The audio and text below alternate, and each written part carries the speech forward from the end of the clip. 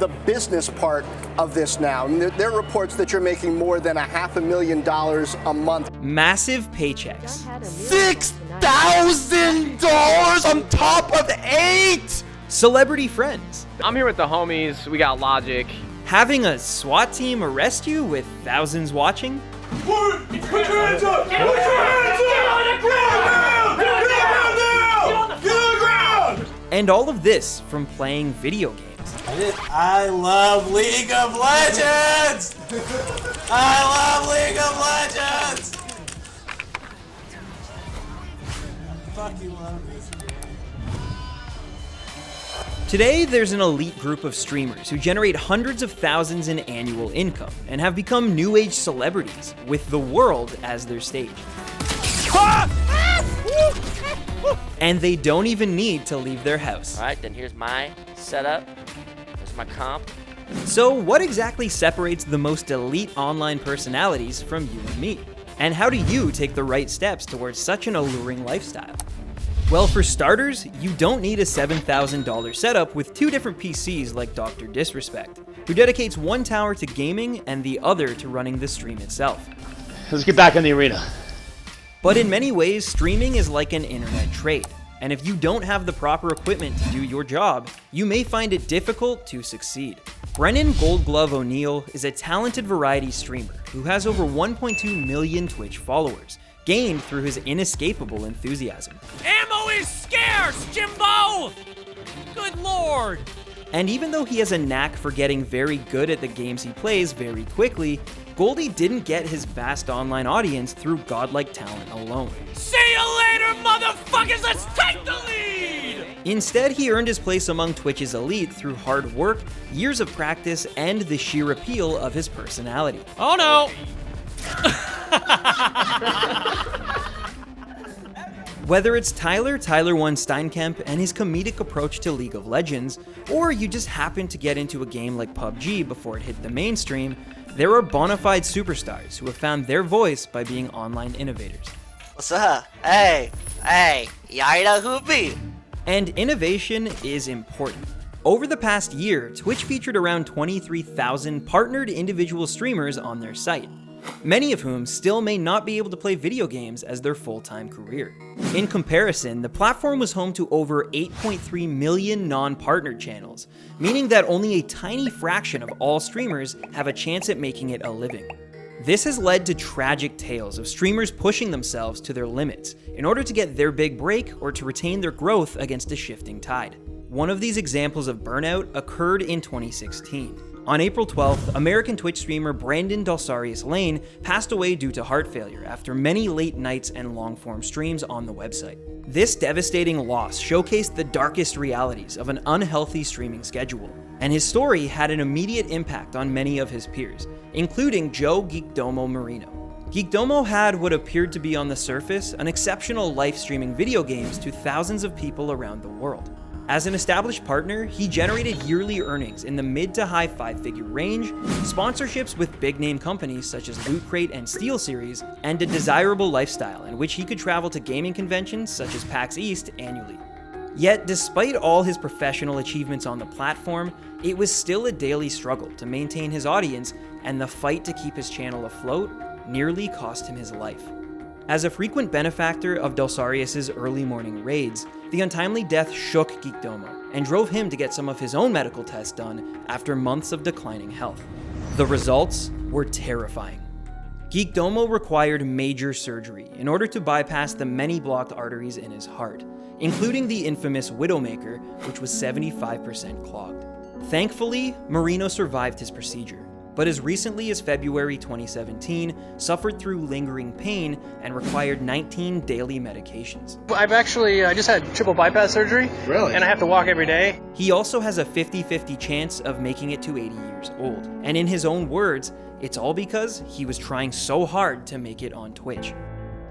Obviously, these are rare examples of what can happen when you commit too much to your digital career. But there are plenty of other complications that arise from being a daily streamer. Being isolated, anxious about channel performance, and dealing with negative aspects of the internet for a living can take a mental toll. It's like, these little chubby cheek wannabes like to laugh and giggle behind the scenes, right? Streaming to thousands of followers every day brings a certain amount of exposure, and with it, potentially dangerous or confused fans who can cross personal boundaries. I do not want to see you. Okay. You're the one person. You've done some weird shit. You creep me out. I don't want to You see can't you. duel me loud, dude. I don't want to duel you. If I did, I don't care. This was the case for Twitch partner Elohim, who in December 2015 found a shocking surprise at his door. Oh my God! A fan of his streams had bought a one-way ticket from Singapore in the hopes of meeting and crashing with his favorite American personality. And now, he was outside his door. Thankfully, the teenager turned out to be a very confused, albeit harmless admirer, who misinterpreted Elohim's generous personality on stream as an invitation from a friend. But what if his intentions were more sinister? Like swatting, which is when someone commits a crime by finding the streamer's location and calling their local authorities with bomb threats or allegations of harmful activity. So somebody that's in here right now fucking got my apartment number somehow and had you come to my door.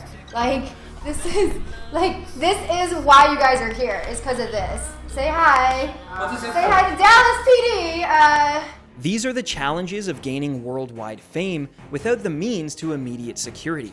When the one cop had his rifle on us and I saw across the street a couple cops with rifles on us, that I was like, oh man, please just be good, don't do anything stupid.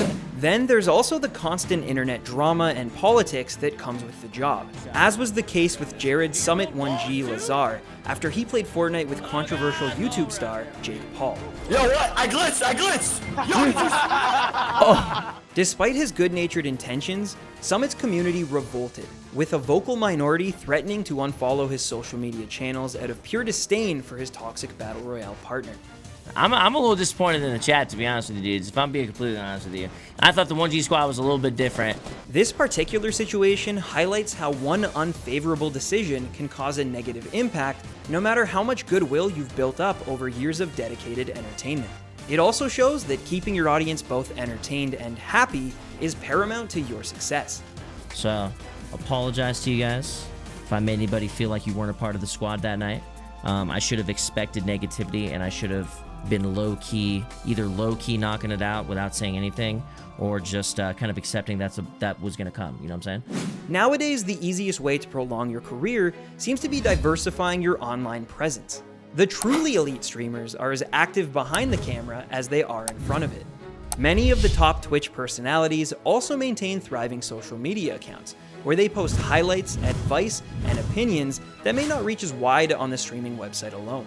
This has led to some users gaining even more traction across the web and multiplying their digital reach and audience. Most recently, Twitch's top streamer Tyler Ninja Blevins surpassed 10 million subscribers on YouTube, earning him the video sharing site's elusive diamond play button in explosive fashion. I will be getting my diamond play button in a couple of weeks, probably.